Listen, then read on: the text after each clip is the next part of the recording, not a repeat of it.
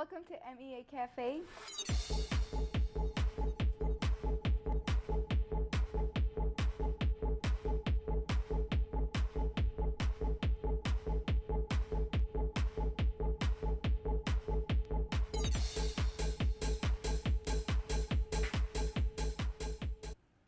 Welcome to MEA Cafe right here on Middle Eastern American Television.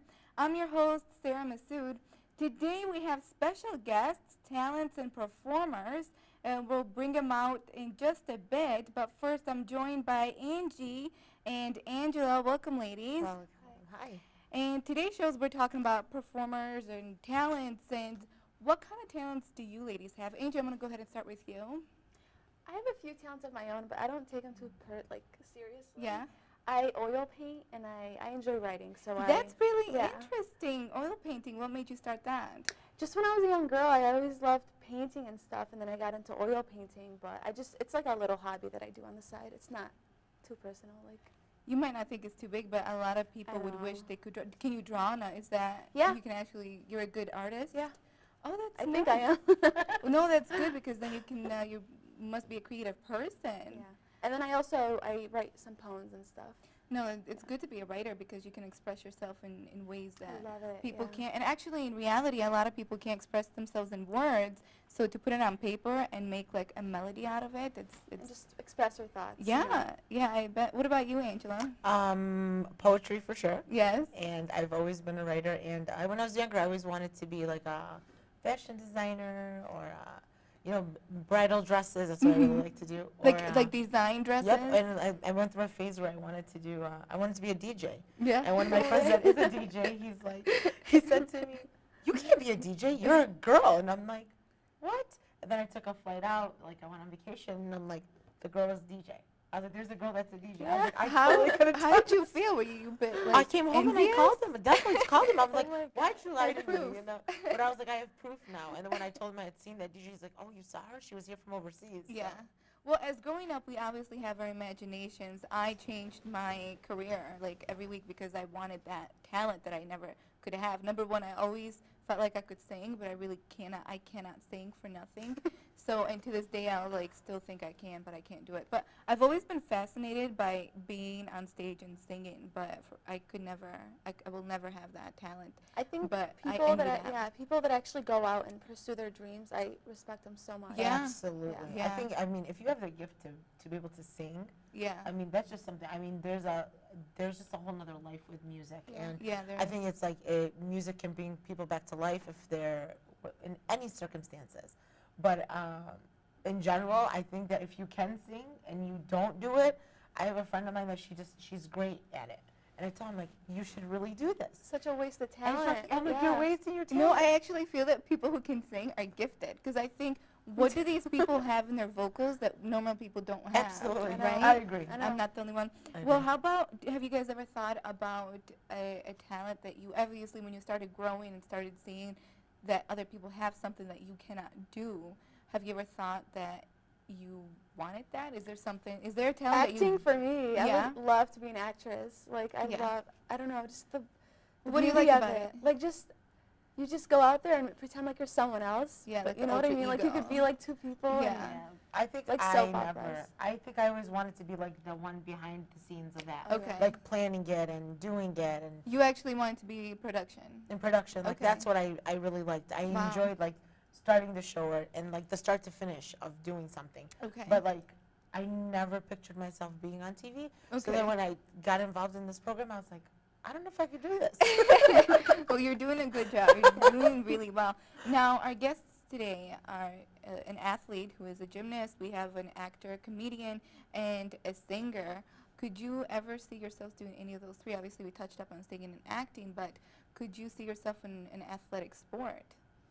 I don't think so. No? No, I mean, there's just, it's you either have it or you don't.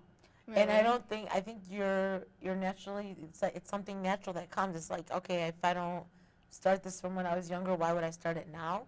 But I mean, I admire people that are gymnasts and people that are like, in the Olympics for sure. Do you like sports? Do you like to watch sports? Oh yes, I like hockey and I like basketball.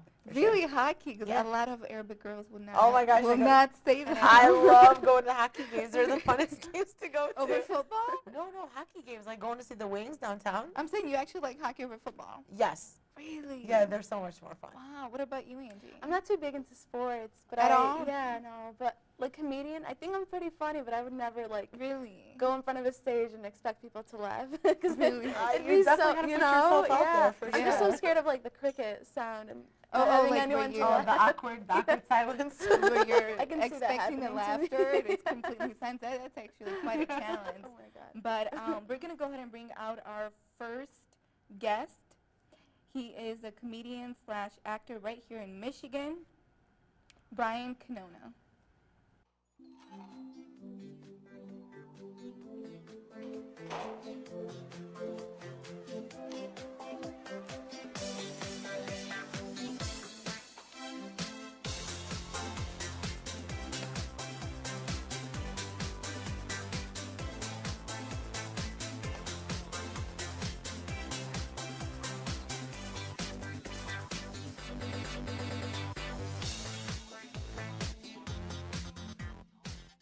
Okay, so it's really exciting that you're here. Thank you for stopping by. Thank you for having me. I know you've been pretty busy and you just wrapped up the show. I had to fit you guys into my schedule. Wow, look at that. I know you guys are lucky I'm here.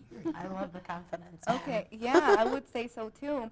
Well, give us a little bit of a background. Give us a little bit of how you got started to be a comedian and actor. Okay, well, it's a long story, but I can, shorten it up for you guys. Please do so. I know, yeah, we'd be sitting here all day. If you think you're a comedian, I'm gonna throw it at you today. So I'm gonna challenge you. On, okay? Okay. Get her mad. But no, I'm just joking. I was probably around. Well, my whole life I've always wanted to be an actor. Probably around 16 years old, I kind of got into the modeling scene. Okay. It was more of like. I kind of took it and everybody was like, oh, you've got that face, you're so cute, blah, blah, blah. And I'm like, oh, might as well let me go try it. Did you ever think that they were lying to you? Well. Oh, I got one, right? That's the needle and drumstick. Okay, I got you. She's good. She thinks she's good. She's okay. No, that was pretty good. But okay, it was around that time, so I took in modeling, and then like I said, I've always wanted to be an actor, so I don't know if you guys know Andre Anton. He's in the community. He's done, a couple short films. He's done actually a lot of them, but I've worked with him for about 3 or 4 of them.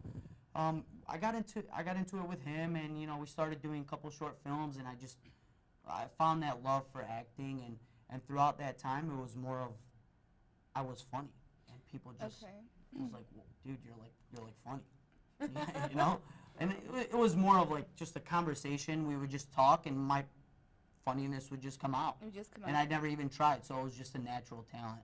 So were you ever did you ever think that you had it when you were younger? I know you mentioned you were 16, but were you ever that kid that got in trouble in school?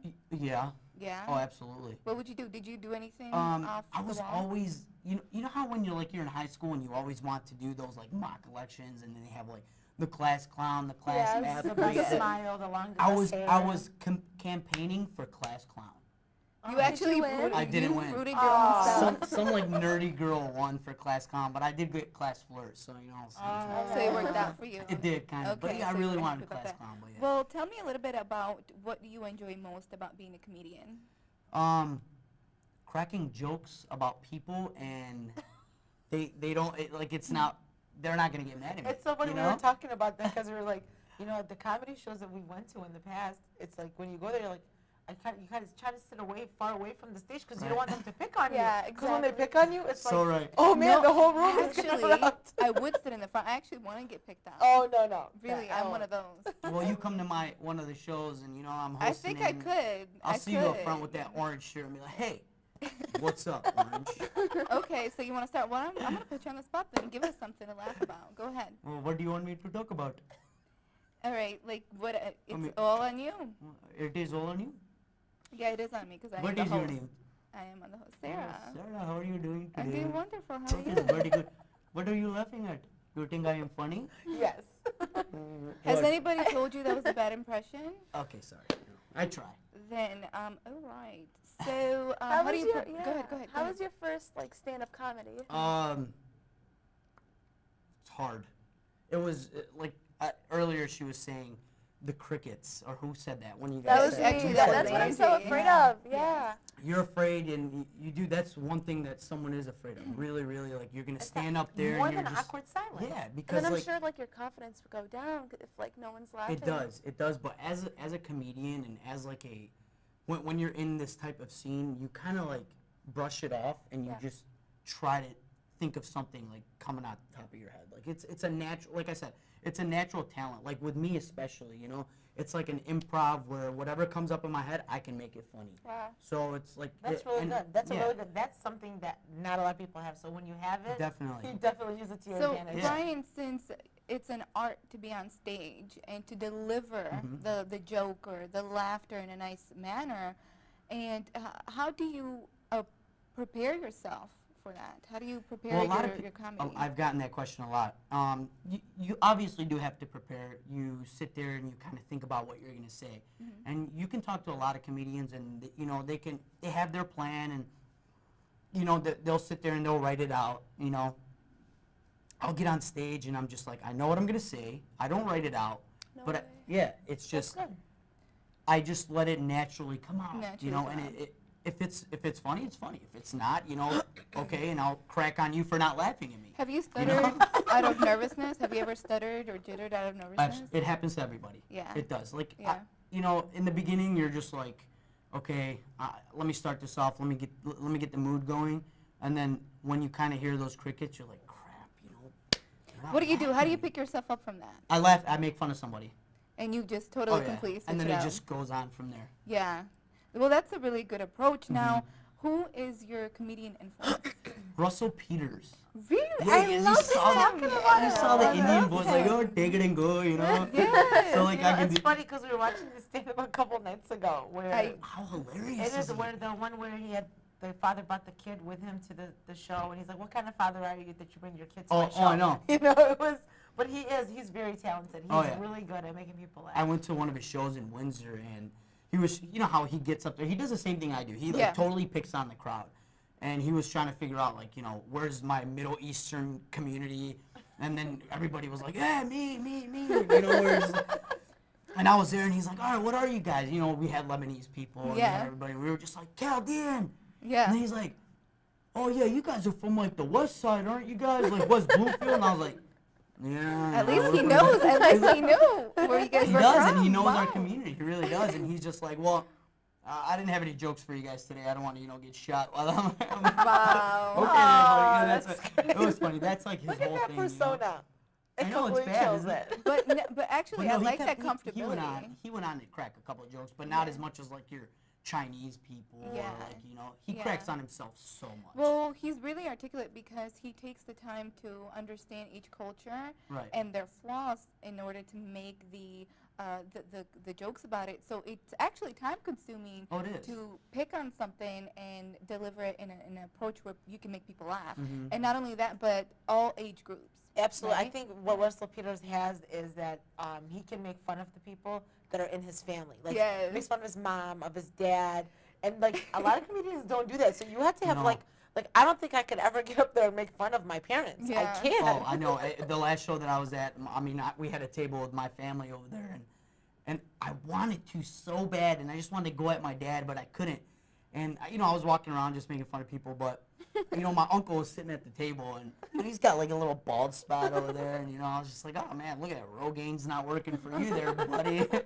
So, you know, just a little crack a joke there, but I heard it right when I left. He's like, why'd you do that? Now, I was just sorry, dude. For example, like, when you notice little things like your uncle's bald spot, do you try not to say it around family time so that you can use it in public at moments like that? No, I do it all the time, and every time it comes out, they still laugh about it. Okay. So it's like, they know you're the funny guy. Yeah, they do. Yeah. Since I was a kid, they've always told me, like, you're an actor, you're just, they've always seen that in me, and I just never kind of embraced it, but until, like, I kind of matured a little bit and seen it in myself. You think you're matured a little bit? I mean, she's got jokes for you today. Just a little I was bragging on me today. Have you ever had anyone, like, get mad at you for saying anything? Oh, man, yeah. I had a guy that you might have been there. Some people take it like really personal. I had a guy. Oh, I know. Yeah. And, I try to, if I concede in them the first time I crack a joke on them, because sometimes I'll go back to the same people. I'll kind of